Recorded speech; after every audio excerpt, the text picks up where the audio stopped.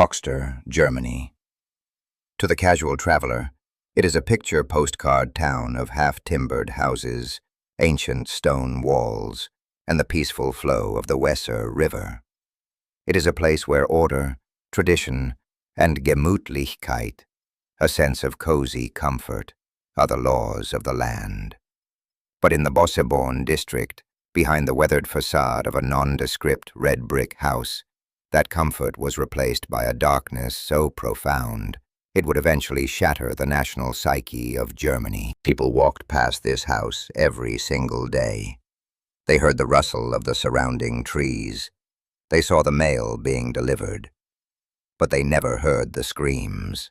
They never saw the chains. And they certainly never suspected the woman living inside. Her name was Angelika Wagener. To her neighbors, she was a quiet, perhaps slightly eccentric figure who kept to herself. But behind the closed curtains of the Höxter house, she was the cold-blooded architect of a living hell. In the world of true crime, we are often taught to look for the monster in the form of a man in a dark alley. But Angelika proved that the most dangerous predators can wear the face of a neighbor, a partner, or a friend. She didn't just participate in the crimes that occurred within those walls. She orchestrated them with a clinical, sadistic precision. This is the true story of the Höxter Torture House, a place where the concept of home was twisted into a systematic factory of female-on-male sexual abuse and psychological annihilation. This investigation isn't just about a crime. It's about the total subversion of human trust. We are diving into a case where a female predator used her gender as a shield and her home as a hunting ground, proving that the capacity for pure, unadulterated evil has no gender. Prepare yourself as we step inside the House of Shadows, where the victims were lured by love, only to be consumed by a nightmare that the world tried to stay silent about. The truth of what happened in Höxter is not just a story of survival. It is a chilling reminder that sometimes the monster doesn't hide in the dark. Sometimes she invites you in for coffee. The hunt for victims did not begin with a weapon, a mask, or a violent abduction. It began with the most human of all desires, the longing for companionship. Angelika Wagener was a master of the long game. She understood that the most effective way to trap a human being isn't to chase them, but to make them walk toward you of their own free will. In the quiet corners of local newspapers across Germany, she began to spin a web of lies through lonely heart advertisements. These were not the flashy, fast-paced ads of the digital age, but carefully crafted, traditional calls for love that targeted the most vulnerable members of society. Angelika's strategy was as brilliant as it was depraved. She targeted men who were at their lowest points, the recently divorced, the socially isolated, and the lonely who had lost hope of ever finding a partner. These men weren't looking for a thrill, they were looking for a sanctuary. Under Angelika's guidance, the advertisements promised a simple life in the countryside, traditional values, and the warmth of a dedicated partner. She wasn't just offering a date, she was offering a rescue from the cold reality of isolation. For a man who had spent years feeling invisible, these words were a lifeline. But every word was a calculated hook.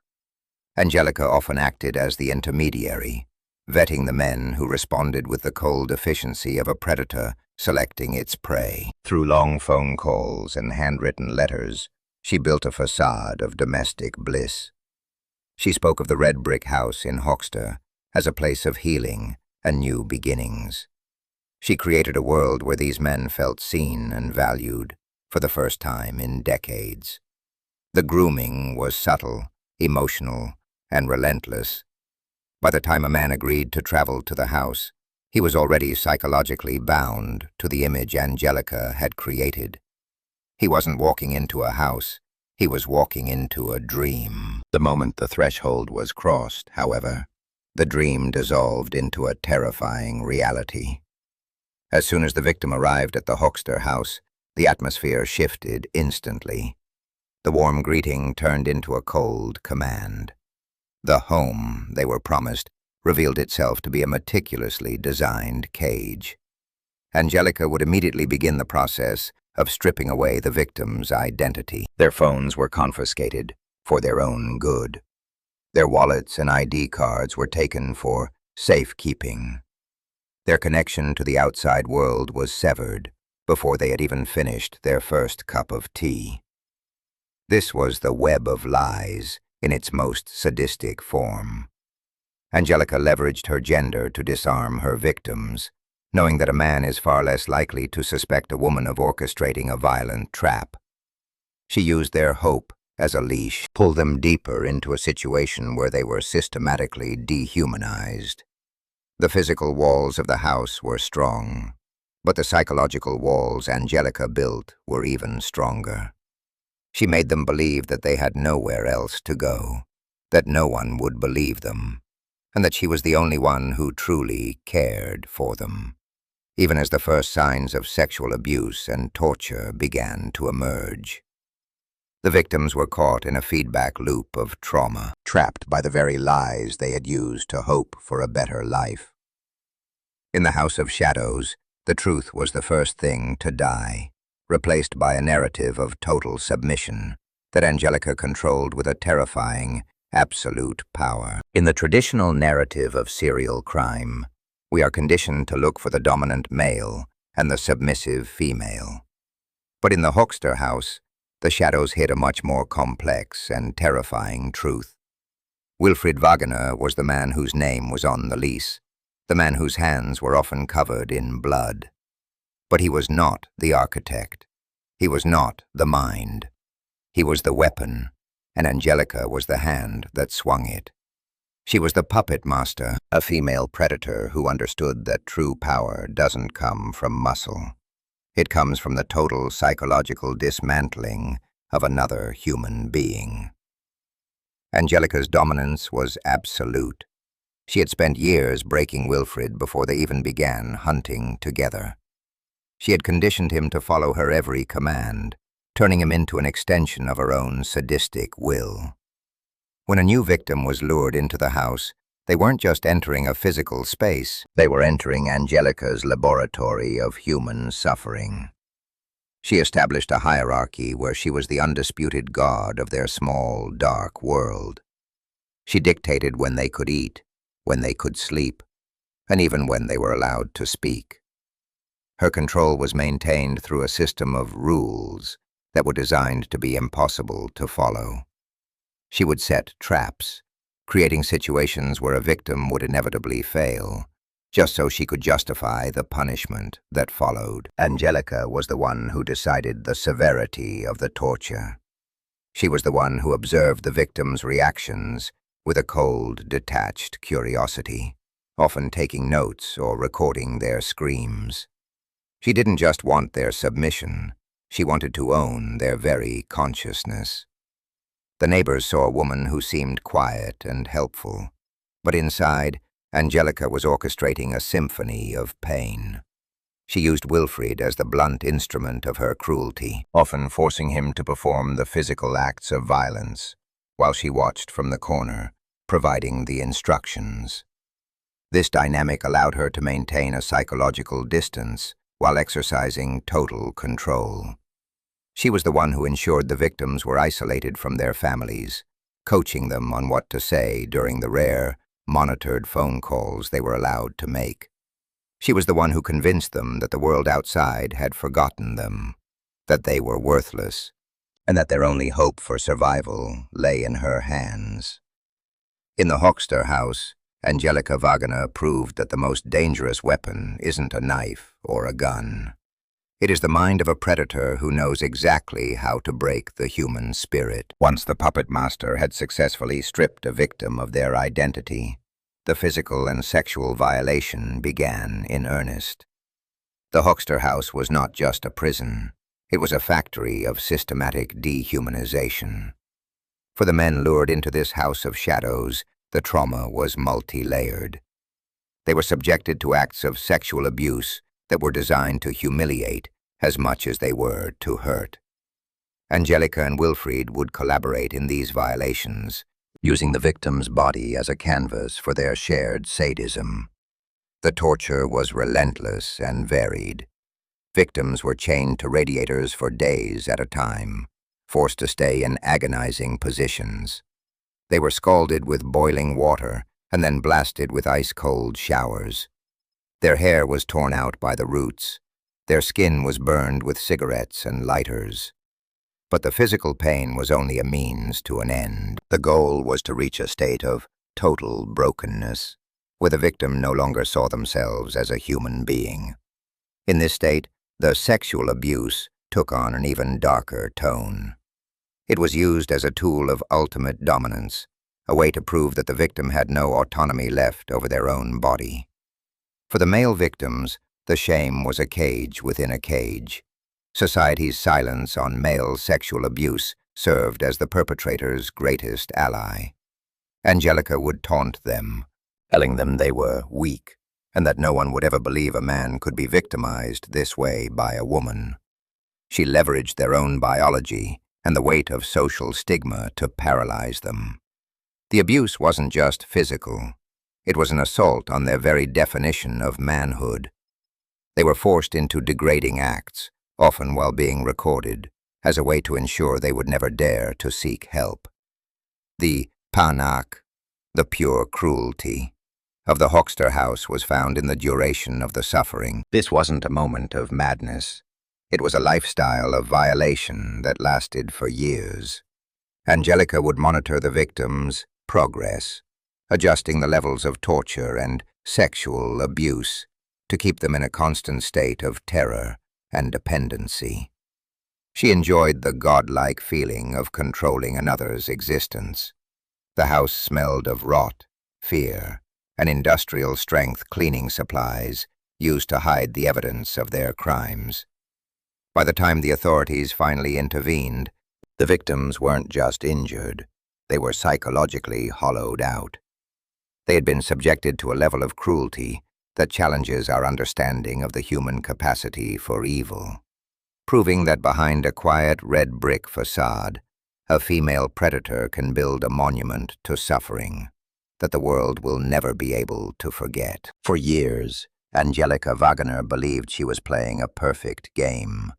She had evaded the authorities, silenced her victims, and turned a quiet German village into a fortress of impunity.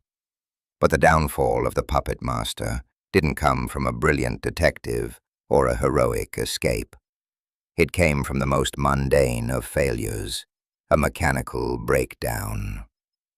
In April 2016, the darkness inside the Höxter house finally spilled out onto the asphalt of a public road, and the world was forced to look at the horror it had ignored. The victims were not just prisoners. They were being used until they were physically spent. Suzanne F., one of the women lured into the web, had reached a point of total physical collapse after weeks of systematic sexual abuse and torture. Fearing that she would die inside the house and leave a body that was impossible to explain, Angelika made a calculated, cold-blooded decision. She and Wilfried would drive the dying woman back to her own home, intending to dump her there, so her death would appear to be from natural causes or a sudden illness. It was a plan born of pure tanak, a final act of dehumanization.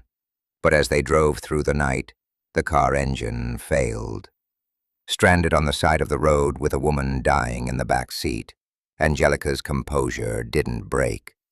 She called a taxi, then an ambulance, still attempting to maintain the facade of a concerned friend. But when the paramedics arrived, the mask slipped.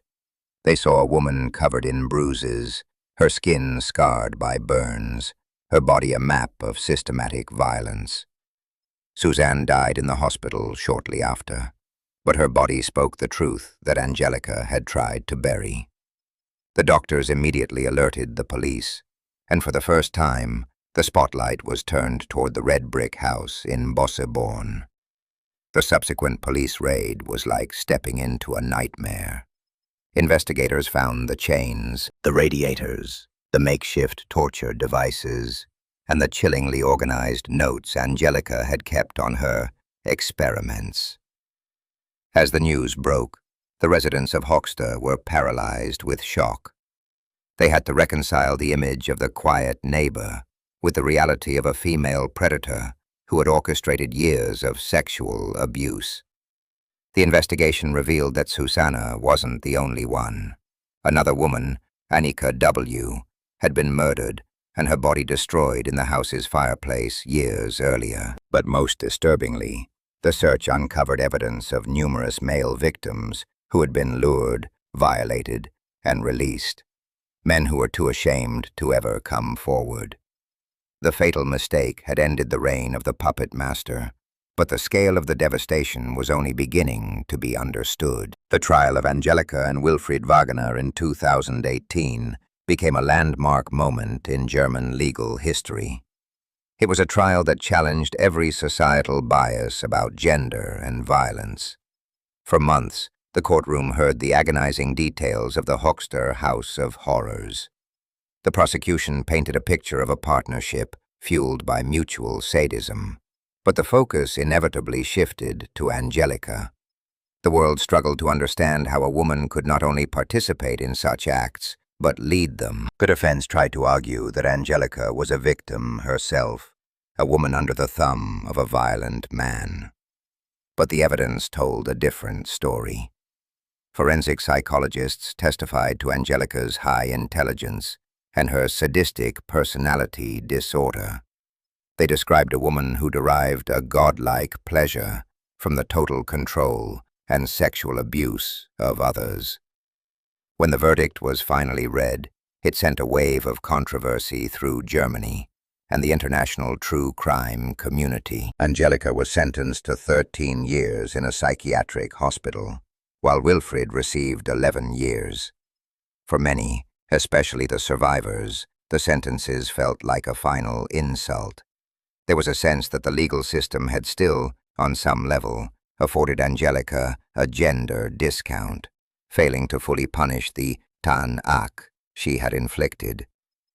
The legacy of the Höxter house is one of permanent scars. The house itself was eventually demolished, as if the village tried to tear out the memory of what had happened from its own soil. But the memory of the House of Shadows cannot be erased so easily. It stands as a chilling warning to the world. The monster doesn't always look like what we expect. This case shattered the myth that women are inherently more empathetic or less capable of systematic sexual violence. It forced a conversation about male sexual abuse that many were still unwilling to have, highlighting how predators like Angelika use societal disbelief as their primary weapon.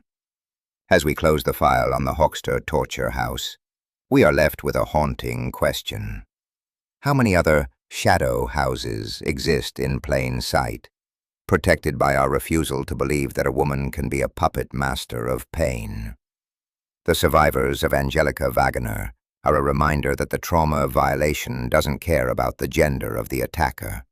By telling these stories, we strip away the web of lies and ensure that the next predator doesn't have the luxury of our silence. The capacity for evil is a human trait, not a male one. And until we acknowledge that truth, the shadows will continue to hide the monsters next door. If this deep dive into the Höxter House of Shadows moved you, please subscribe to help us keep bringing these difficult truths to light.